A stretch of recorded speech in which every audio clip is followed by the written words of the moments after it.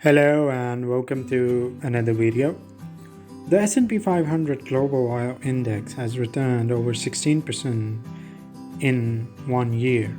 The outlook looks positive as we will get further clarity from OPEC Plus and its output policy. So, amidst all of this, I have found one particular stock that is down by 22% year to date and is a potential Tenbagger, which is a term coined by Peter Lynch and is used for a stock that returns 10 times its initial purchase price.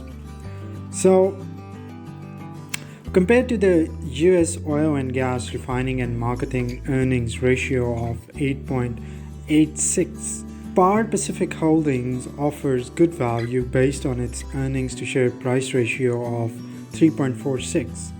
Because of this, Par is a significant player in a constrained market where it enjoys higher pricing power and lower competition risk. The company owns and operates energy and infrastructure businesses.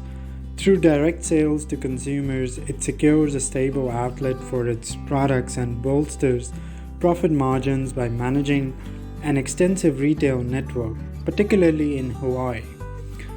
Looking at Par's financials, revenues are forecast to grow faster, 0.54% per year than industry's average of minus 9.33%.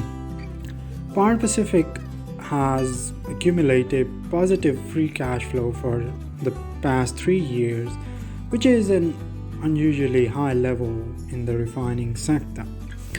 If we talk about the price, Par stock is down by 22%.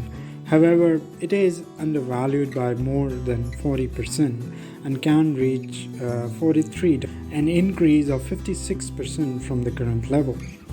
So, if you have a long-term view, Par can be a great addition to a diversified portfolio.